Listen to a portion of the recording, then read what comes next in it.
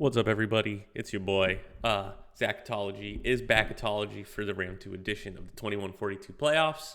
Let's talk about what happened in Round 1 and then predict some Round 2 games. So I'll just go up on some Round 1 recaps. Celtics beat the Cavs 4-2. A take of this could be that the Cavs looked bad, that the Celtics looked bad. I don't know. I think, the big shock to me was that Granny went inside like he always does, but Butts never fouled. If we rerun that series, is Butts stop Siri. Siri just always goes off on me. If we rerun the series, does Butts actually average more like 3, 4, 5 fouls? He only averaged 2 despite all that playing time. And by being able to stay on the court, he took advantage of kind of the lack of Granny defense athleticism. Butts is just like a premier inside scorer, so he got a couple big ones on the way to winning. I see this less as a sign that the Celtics are bad and maybe a little bit of an anomaly / poor matchup for the Celtics. So no huge drama here. Celtics move on. Also, just separate, Jesse, now Butts is going to get a max. You're going to have to max him. His value's going to go way down. It's such a shame. I feel like Jesse probably fielded a bunch of offers for Butts and could have just sold him high. Now he's going to have to sell lower. Next, Wizards versus Hawks. Hawks win 4-2. I predicted the Wiz in this one, so I'm going to take that L. And I thought it would be closer. It was kind of like the Wizards winning a couple close ones and the Hawks winning 3 or 4 pretty rock solid borderline blowout wins. Excuse me, that cough. Takeaway here, Timmy Hamilton's done. It was cool to watch the Timmy Hamilton experiment occur. The Wizards made a big commitment to Timmy, how long ago was that? They made a commitment to him. Oh, not that. I'm just bringing up my other screen so I can pull up some stats because I want to see how long Timmy was on the Wiz. So the Wiz, way back in the day, made a commitment to Timmy Hamilton 5-6 seasons ago, when he hadn't filled out, was still only a 50, low 50s true shooting guy. He had one great season last season, and he got the Wiz to a conference finals. But I think he's just immediately regressed, died at the age of 32, back to not being useful. I mean, he straight up individually shot them out of this series. He was scoring these playoffs 26 points a game on 48% true shooting. I mean, it's just unacceptable. The Hawks did look good, but actually looking back at the stats after watching the game, the Hawks offense was not very good. And this seemed more like the Timmy Hamilton choke show than anything. Brasido, although he had won a couple big pop-off games, actually net, if you just take an average of the stats, not very good. Jason Jackson, also worse than his season average. Marty Taylor, is it Marty Taylor? There's two Martys. There's the guy on the Sixers and then the guy on the Hawks. I want to get the name right. Marty Taylor, the power forward, who I really hate for the playoffs, we'll talk more, did well. I don't know if that's super sustainable. So the Hawks win, but I don't necessarily think they looked great as much as the Wiz, who I should have hated on more in the first episode, looked terrible. Nets Sixers, not a lot to talk about here. Nets roll. Olin Harrison's insane. Bucks Bulls. Look, the Bulls did what I think was their path to victory, which was to chuck it. They chucked it. Unfortunately, the ball just did not fall. The one game they won, they shot 40% from 3 while taking 35 threes. That was basically what would have to happen just 3 more times. They had some impressive bad chucking games, including a game going 14% from 3 on 35 threes. They also lost that game by 50, which is not exactly a shock. And then, sorry, my screen just freaked out. Shooting 35% from 3, which is just not good enough. I don't know. All these players are just not, they're not efficient enough three-point shooters to reasonably expect the 40% thing to happen over and over, and it didn't. But there was always a chance. It's the 3-ball. So the Bucks move on. In the West, Jazz smoked the Lakers. This is nitpicking at this point, but the Jazz couldn't really get away from the Lakers, it feels like. It was a lot of winning by 10 points. But the Lakers have kind of had that quality to their team this whole time. I hate their roster, but this team seems to be scrappy and play close games and win some stuff. That's how they got here in the first place. Yeah, but the Jazz just overpowered them. Sonics and Suns, similar vibes. Fun fact: both the Sonics series and the Jazz series were the most gentleman sweeps possible. Both of them lost one game by 1 point and otherwise swept. Just your random statistic of the day. Sonics looked, I mean, Seth Charles and Augusto Salustiano looked unstoppable. The Sonics offense was just like, the Suns had a good defense on the season. They were top 10. I think they were, let me see, they were seventh in defense. So this is a good defense. The Sonics just like butter through this defense. They did not give a fuck. We'll talk more about the Sonics offense against the Jazz, but damn, what a showing. Great personally as the Sonics GM to just get over the hump of always randomly losing these close series. This one was an open and shut case. The team was just a lot better, but still. Rockets Warriors. The Warriors looked problematic at points in this series, but eventually did run away with it. It's this Warriors front court, man, of Diesel and Carmichael. If they have inefficient nights, which is possible, and they were not efficient in this series, Diesel in particular was quite bad. And then Carmichael was only okay, although Carmichael being only okay in the playoffs offensively is kind of like an expected thing almost. It can get scary, and it was scary. And the Rockets front court, at least they have giant defenders to throw at them, D'Angelo Wilson and Kantor Bakwa, but like the Warriors will have to tussle with better front courts in the future, although thankfully for them, not against the Clippers, so things will get dicey. And then finally, the Clippers against the Trailblazers. Doc didn't watch my Zachetology video, but if you did, you would know I would say Angel Moore was going to be the guy who would just run away with the series, and that's exactly what happened. Angel Moore put up a point a minute, 22 points on 24 minutes, so not quite on 71% true shooting. So just a great matchup along with already outmatching that team. So they smoke the Blazers. They dropped one game, but like everybody seems to drop a game away in the playoffs. So now let's talk about some matchups. So we'll start back at the bottom. We have the Celtics against the Hawks. I think this is where the road ends for the Hawks. The biggest problem here is like, obviously, it's all about stopping Granny. And the combination for stopping Granny is you need a good big man, so you need size, athleticism, and defense. The Hawks kind of have that in Ted Guillen, whatever it is. But the problem is the other guy who's going to be the other big man is going to be Marty Taylor. Like the Hawks front court is extremely thin. It's really those two guys are the only two playable people. Like, you can't dig in your bench for some specialist. Like Gregory Russo is not that specialist. Neither is Armando Carter, in my opinion. So the problem is just like Gasper will put Granny at power forward against Marty Taylor, who's just smaller, less athletic.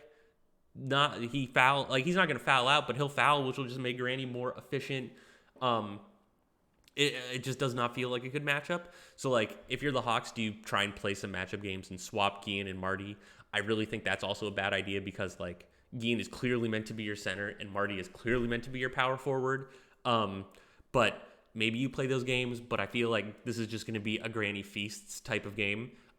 This front court is just way worse than Efren, Strong, and Butts. The only reason I thought Granny would do good against the last one, but Butts refused to foul. That won't be a factor here. It's more of an athleticism and ratings thing. So for that reason, I feel like the Celtics, will take this by the balls. The other thing is, like, the Hawks, where they want to do their scoring is in their backcourt. They want Jamie Jones, they want Brasido, and Jason Jackson. And the Celtics just have, like, a battery of, good defensive athletes to throw, at least at the shooting guard small forward spot. Build-A-Bear, Gil Benson, Johnny Beal, all these, like, giant, reasonably athletic, good defensive types. The Hawks probably want to throw a prayer at putting Brasido on Renee Snyder, just because, like, Brasido is obviously the guy who's going to get the ball the most. So if you're going to play Brasido, you might as well get him the best matchup. He's a quality point guard. He can pass. Maybe move Jamie Jones to the bench in, like, a super sub role.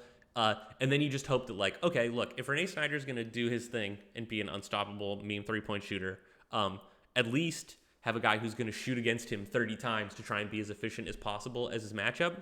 And then hope that you can snag maybe 2 or 3 of those, like, 45-point Brasido games. I think Jason Jackson is great, but, like, he's not going to be the guy to shoot the ball 40 times. And same with Jamie Jones. Jamie Jones is great, but he's not going to shoot it 45 times. So the Hawks probably need a lot to go right to win this, but they're a quality team. I see them taking maybe one or two. I'm feeling a 4-2 Celtics on this one. I think this is probably, of all the series. I meant to say at the beginning, these round 2 matchups are insane. The fact that this is probably the worst matchup, the Hawks-Celtics, and I think a lot of people like the Hawks a lot, is just a sign of the really high quality that we're going to get to enjoy in this second round. It's all uphill from here. So now we get the Bucks versus the Nets, which is an unbelievably good matchup. The Bucks and the Nets have kind of, before the Celtics figured their shit out a year ago, were like the classic 1-2 matchup. The Bucks have just been relegated to the 3rd seed. This is going to be a spicy matchup. So the big question, if you're the Nets, is like, how can you crack this Bucks defense? There's a couple ways I think the Nets can go about it. So if you're the main player is Olin. How can you get Olin as efficient as possible to help win your team? Because Olin's going to be taking all the shots. He's always going to have the ball in his hands. I think there's 2 ways to think about it. One is to put Olin at power forward against Ira Dean. Now, what's the reasoning? Well, Ira Dean gets a bunch of stocks, but if it's not a turnover, Ira Dean is not a particularly good defender. Average athlete, only C+ in both perimeter and post D. So you say, like, look, give Ira his 6 stocks, which are unavoidable if you're going to have a guy who's going to get the ball against him, and just like say, like, look, when we're not turning the ball over, the true shooting percentage is super high.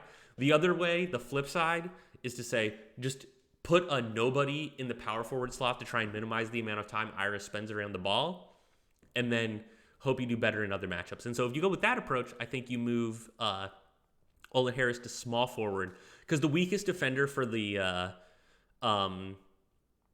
Bucks, is whoever's playing small forward, that Przak Kieva, Joseph Valdez squad, because Joseph Valdez is really the starter here. Przak is the bench guy. And while they're both good defenders, I think they're worse than every other slot. The final option is to put him against Z-Money at point guard.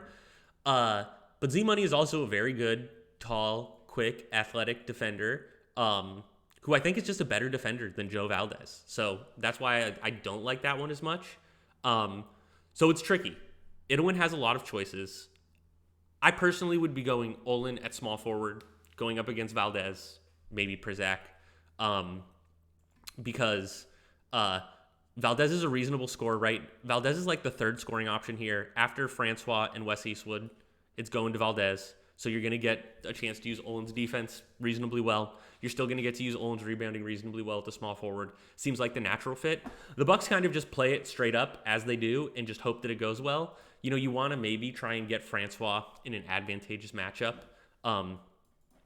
As far as the Nets guards go, Shane Sullivan might be the shooting guard. In fact, he's likely to be the shooting guard. Shane Sullivan's not a great defender, so that's about as good as it's going to get. Shane Sullivan will steal the ball a few times, but he's foully, C+ perimeter defender, a little short, so I like that. The matchup feels pretty advantageous for the Bucks. Will Ford is going to have a really tough time going against either Ira Dean or Wes Eastwood. They're both fantastic big man defenders.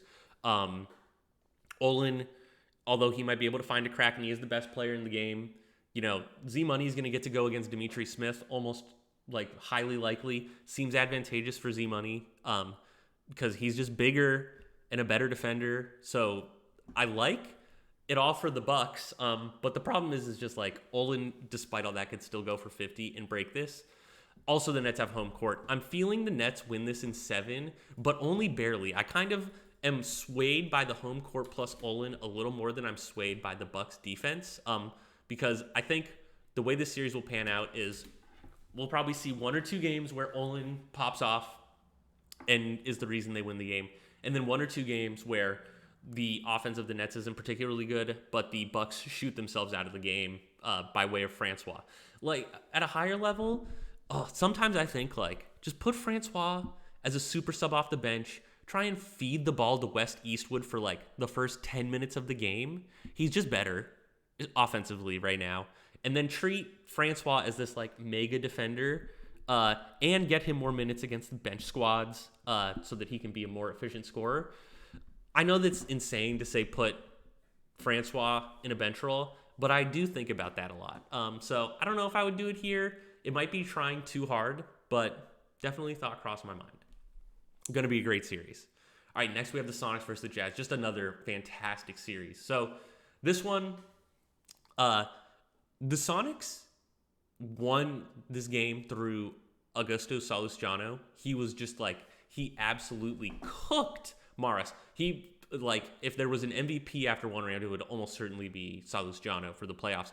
30 points in 30 minutes a game, and he's only played in 30 minutes a game because every game turned into a blowout so quickly. This isn't like he's got a foul problem situation or anything. 65% true shooting. Madness.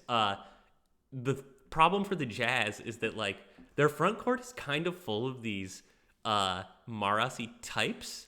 Arriagato is not a good perimeter defender. C perimeter defense. 6'8", a la Cristiano Maras. Only B plus quickness, so not particularly quick. And then Randy Brown is a similar vibe, albeit better. Randy Brown is 7 feet tall, B quickness, B plus perimeter D. But the problem with Randy Brown, you might think, okay, put Randy Brown on Augusto, is like Randy Brown's an awful passer. I really don't think you want Randy Brown at your point guard slot. He's an under 1% assist to turnover guy. So Augusto might weirdly be a bit of a problem for the Jazz. I don't know if they have a super good matchup to stop him. You usually want to say tall athlete for stopping the three ball. Is Arya that tall athlete? Oh, it's right on the edge. Definitely has the height. I don't know about the quickness. Not as quick as Augusto, that's for sure. I'm pretty sure Augusto is like a pretty standard A quickness guy.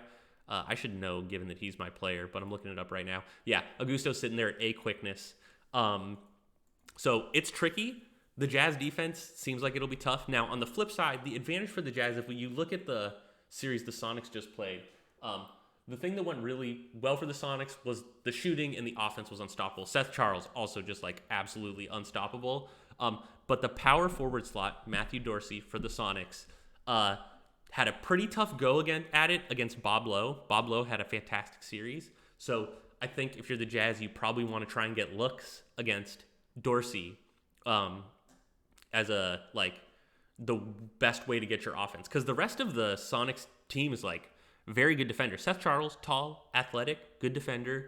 And he's almost certainly going against Wilt. I don't think there's any games that will be played there. Wilt's an unbelievable scorer. He's going to do well. I think both of those guys will probably score well, and neither of them will defend each other particularly well, so that's kind of a wash. Wilt's a better player, so he'll win that matchup, but I just don't think, like, we'll see that be the swinging, the thing that swings the series. Power forward, Bastian Rencourt. If Bastian can get enough looks, I think he could do very well against Dorsey. He's a very efficient guy, but he's also kind of, looking at the shot charts, pretty consistently coming out as like the third option behind Randy Brown and Wilt. Randy Brown is the concern. Randy Brown gets the ball a lot. He's obviously been scoring quite well, but going up against Joe Sandberg or Oleksandr Sirski, that's a lot tougher of a matchup than whoever he was going up against the Lakers. Oleksandr especially, which is where Randy would end up by default, is like, in my opinion, a premier perimeter defender, and I think would make life tough on Randy. I think the turnovers would go way up. I think the percentages would go a little down. But again, you can't put Randy at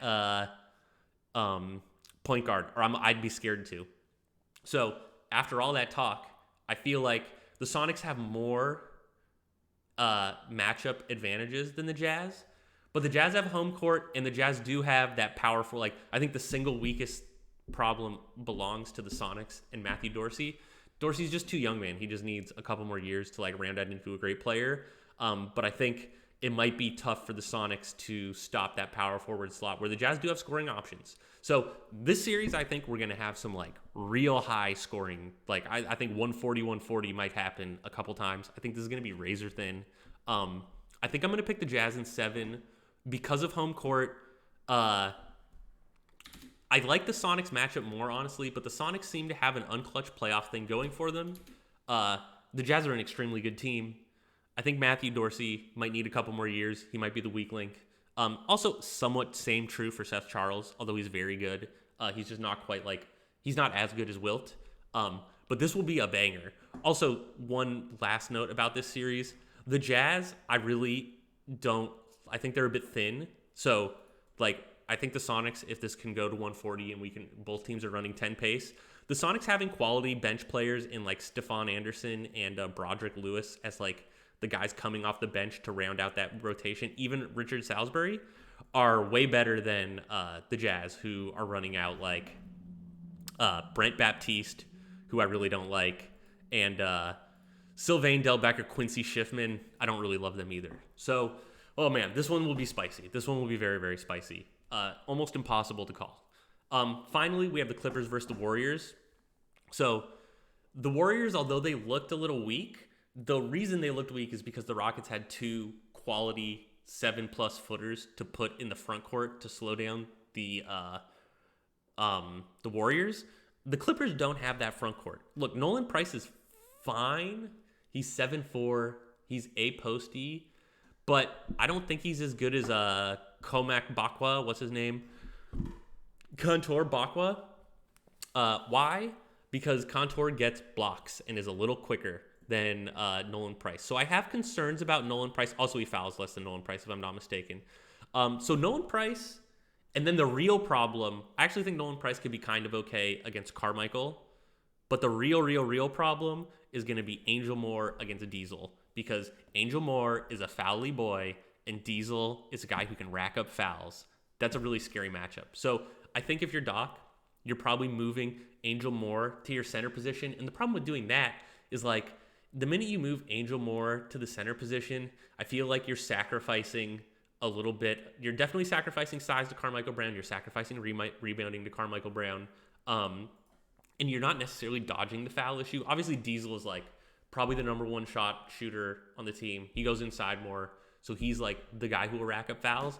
But the minute you start adapting your team's lineup against the Warriors, it's like, I feel like you're slowly sacrificing the quality of your overall team, because I do think Angel Moore is meant to be the power forward for this team. So it's tricky. I like the Warriors with the front court matchup. Also, Bazooka is just going to make it tough for whoever Doc plays at shooting guard / point guard. Like, if it's Christopher Carmichael or Lejuda Tamer, both of those guys are going to get looks, and so they're going to just be less efficient. It's kind of one of these inevitabilities. Chance Roman will get put up against Paul Watkins, I think. If I'm Doc, I don't think I'm overdoing this and putting Chance Roman at the power forward for this one. It doesn't make a lot of sense. Chance Roman is even more foul-y than Angel Moore, so, like, why would you put him against Diesel? It makes no sense. And so Chance Roman getting to go against, I think it'll be Paul Watkins, yeah. I'm just double-checking that Jake was indeed playing Paul Watkins. Yeah, or against John Thompson. Like, those are good matchups that I think is what Doc needs to go do well, is for Chance Roman to go ham against those weaker defenders. Paul Watkins is obviously just like a stocks-only guy. He is a good athlete. And then John Thompson, again, good athlete, but only a mediocre defender. So I think Chance can take advantage of those guys. This will be a great series, but I actually like this matchup for the Warriors a lot more.